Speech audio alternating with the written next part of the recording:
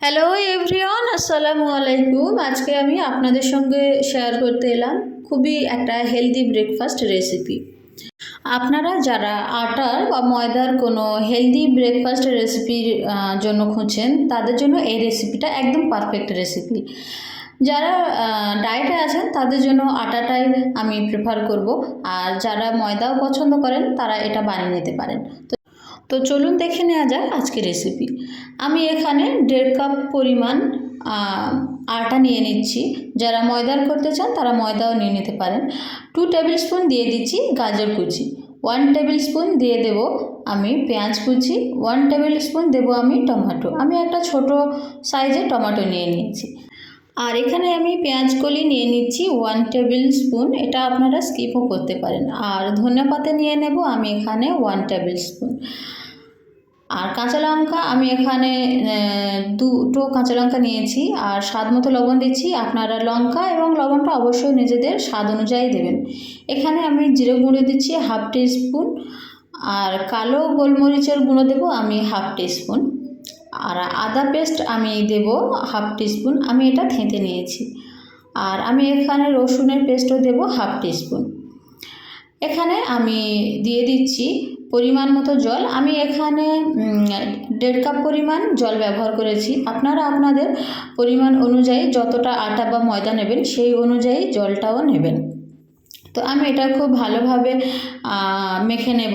এটা আমি total 1.5 cup পরিমাণ জল দিয়েছি। আমি অল্প অল্প করে দুবার ধরে জল দিয়েছি।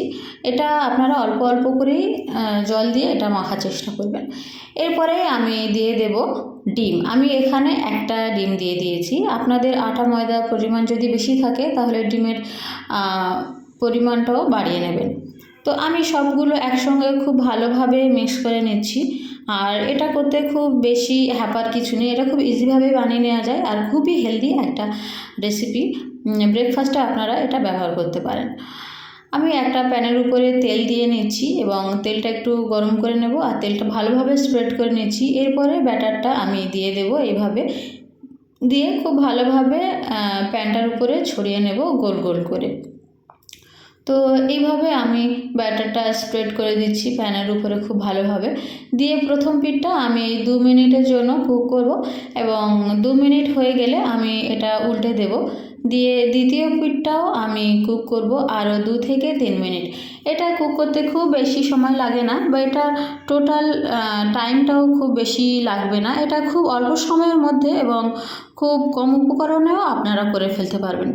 তো এইভাবে আমি এটা বানিয়ে নিলাম এবং আরও যতটা আছে আমি সেম ওয়েতে বানিয়ে নেব। আর দেখা পাচ্ছেন এটা আমি আবারও দিয়ে দিচ্ছি। এইভাবে আমি সেমভাবে আগেরটার মতোই ভেজে নেব। প্রথম পিঠটা আমি 2 থেকে 3 মিনিট ভেজে নেব এবং দ্বিতীয় পিঠটাও আমি 2 থেকে 3 মিনিট ভেজে নেব। এটা খুবই একটা হেলদি ব্রেকফাস্ট রেসিপি। আর আপনারা যারা ডায়েটে আছেন এই রেসিপিটা নিশ্চিন্তে ফলো করতে পারেন। আর এটা খেলে অনেকক্ষণ আপনাদের পেটটাও ভর্তি থাকবে। আর বাচ্চাদেরকেও আপনারা এটা দিতে পারেন। এটা বড়দের এবং বাচ্চাদের জন্য পারফেক্ট একটা ব্রেকফাস্ট রেসিপি হবে আর হেলদি একটা রেসিপি হবে। তো এই ছিল আমার আজকের রেসিপি। তো কেমন লাগলো আমার আজকের রেসিপি অবশ্যই কমেন্ট করে জানাবেন। আর ভিডিও যদি ভালো লাগে অবশ্যই একটা লাইক দেবেন আর কমেন্টও জানিয়ে যাবেন। তো আজকে এই পর্যন্ত, দেখা হবে অন্য কোনো দিন অন্য কোনো ভিডিওতে। আর রেসিপিটি অবশ্যই একবার করে ট্রাই করবেন। এটা খুবই টেস্টফুল এবং হেলদি একটি রেসিপি।